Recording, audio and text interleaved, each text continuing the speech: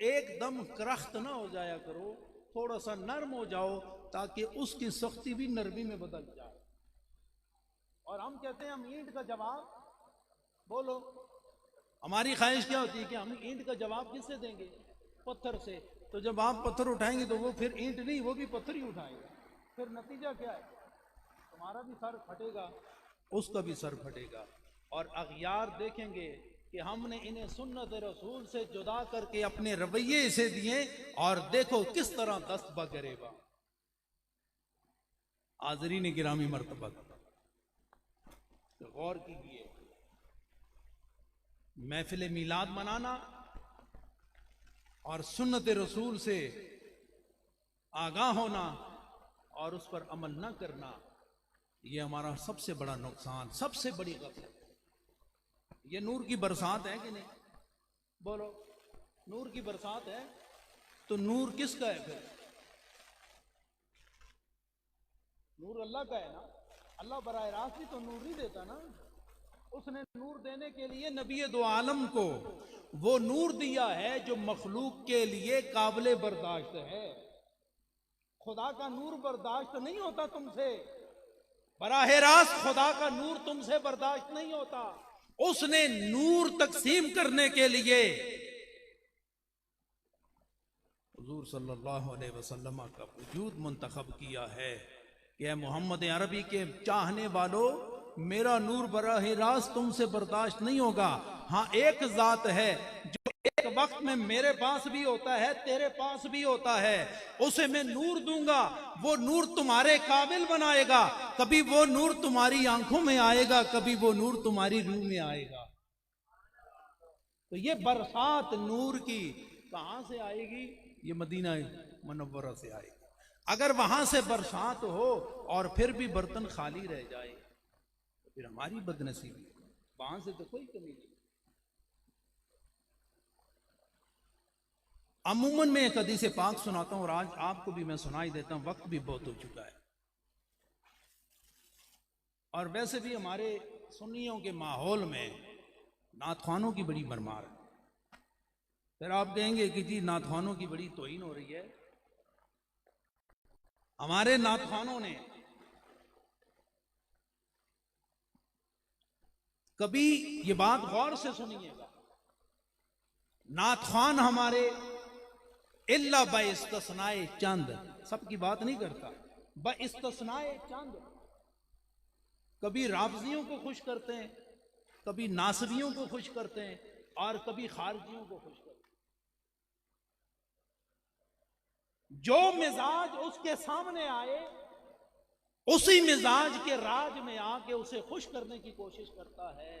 حالانکہ نعت نہ سامعین کے لیے ہوتی ہے، نہ ان کو خوش کرنا مقصود ہوتا ہے، نہ کسی وڈیرے کو مقصود ہوتا ہے کہ اسے خوش کیا جاتا ہے۔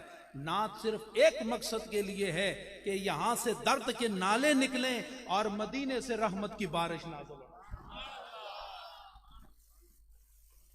لیکن آج کل نعت خوانوں نے، آپ کو پتہ ہے آپ کے عقیدوں کو کتنا خراب کر دیا انہوں نے۔ اور حضور شیخ العالم، یہ سارے حضور شیخ العالم کے مرید ہیں، میرے ایک بات کرنا چاہتا ہوں، اعتراض میرا کسی پر نہیں ہے، اعتراض نہیں کرنا چاہتا۔ آپ شاید یہ سمجھے کہ ملک قربان علی صاحب کی مخالفت ہو رہی ہے، ایسے نہیں۔ یہ علی کے قرب میں رہنے والا قربان کہتے ہیں اس کو جو ہر وقت صفت مشبہ سے موصوف ہو اور جس سے محبت کرے، اس کے چرنوں پر قربان ہونے والا ملک قربان علی کہلایا جاتا ہے۔ اعتراض نہیں ہے، لیکن تربیت کرنا بھی تو ضروری ہے۔ آپ کو پتہ ہے یہاں اگر کوئی اب دیکھیں، ایک نعت خوان یہاں حضرت علی رضی اللہ تعالی عنہ کو ساقی کوثر کہہ گیا، سوچا آپ نے کسی کی جرت ہے کہ جو سرکار کے علاوہ کسی کو ساقی کوثر کہے؟ آل سنت کا یہ نعرہ ہے کہ ساقی کوثر ایک ہے، وہ کوثر ایک کے لیے بنی ہے، وہ مدنی تاجدار ہے۔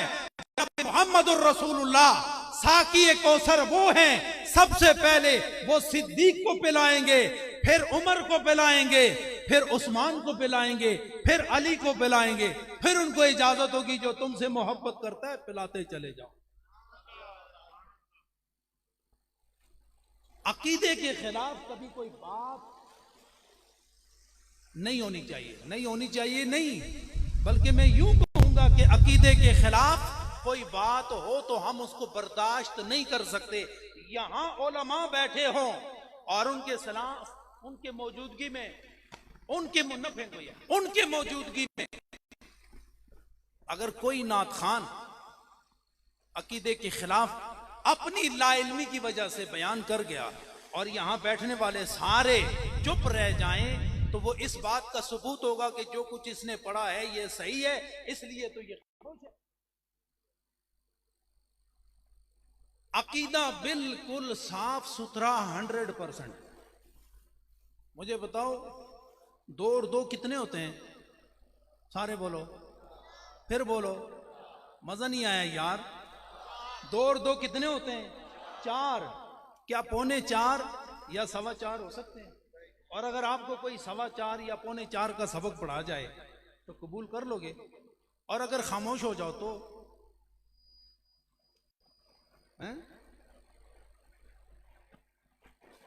اگر کوئی یہ سبق دے کہ 2 اور 2 3.25 تو آپ اس کے لیے تیار ہو، اور اگر کوئی کہے کہ 2 اور 2 4.25 تو کیا اس کے لیے ہو تیار؟ کیوں کہ یہ کلیے کے خلاف ہے، یہ عقیدے کے خلاف ہے کہ 2 اور 2 کتنے ہوتے ہیں؟ 4 ہوتے ہیں۔ کبھی 3.5 اور 4.5 نہیں ہو سکتا ہے۔ اگر 4.5 ہو نا، 4.5 ہو نا تو پھر وہاں گتھا ہو جاتا ہے مسئلہ۔ ہم اس وقت نقصان سے گزر رہے ہیں، اس وقت سے جب سے ان لا علموں اور بے عملوں نے عقائد اہل سنت منظوم کلام میں کسی کو خوش کرنے کے لیے پیش کر دیے جائے۔ اس لیے آپ غور سے سنو۔ مجھے مفتی منیب الرحمان صاحب کی ایک بات بڑی پسند آتی ہے۔ وہ کہتے ہیں نعت خوانوں پر اتنا پیسہ لٹایا جاتا ہے، لٹاتے ہو کہ نہیں؟ میں آپ سے پوچھتا ہوں کیوں لٹاتے ہو؟ یہاں میرے مرید ہیں اور اکثر میرے مرید یہاں جو بیٹھے ہوئے نا یہ سب سے زیادہ لٹا رہے ہیں۔ میں آپ سے پوچھتا ہوں کیوں لٹاتے ہو؟ خفا تو نہیں ہوں گے نا؟ آخر میں آپ کی تربیت نہ کروں تو کون کرے گا؟ ارے آپ میری ذمہ داری میں ہو، آپ میری تربیت میں ہو، اور میں آپ کی تربیت نہ کروں تو کل حرف تنقید مجھ پر اٹھے گا اور میرے پاس پھر اس کا کوئی جواب نہیں ہوگا۔ میں یہ پوچھنا چاہتا ہوں کہ عوام ساری بیٹھی ہے، آپ اتنا پیسہ کیوں لٹا رہے ہو؟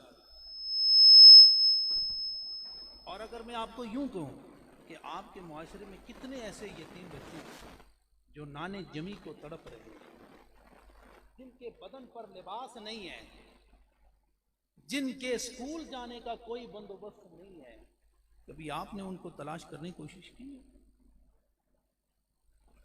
یہ کام عوام میں ہوا ہے اور اس کا جواب عوام میں دے رہا ہوں، اور یہ خطا ہے۔ اللہ نے آپ کو عطا کیا ہے تو عطا خطا نہیں ہونی چاہیے۔ عطا میں خطا نہیں ہے۔ میرے بچے سارے جنہوں نے یہاں 10 روپے لٹائے ہیں، میں ذہن میں رکھا تھا کہ میں ان کو سمجھاؤں گا یہ بات۔ نعت خوانوں کو بلاؤ، نبی کریم صلی اللہ علیہ وسلم کی حمد سرائی کریں تو آپ بڑی محبت کے ساتھ۔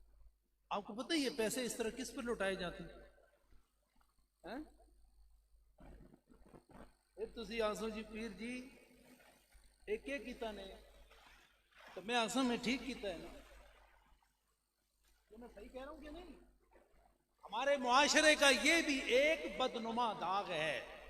آج ہمارے اہل سنت و جماعت کی عوام اس حوالے سے محتاط ہو جائے نا تو بہت سارا نقصان ہمارا ختم ہو سکتا۔ اس لیے نعت خوانوں کو ضرور بلاؤ۔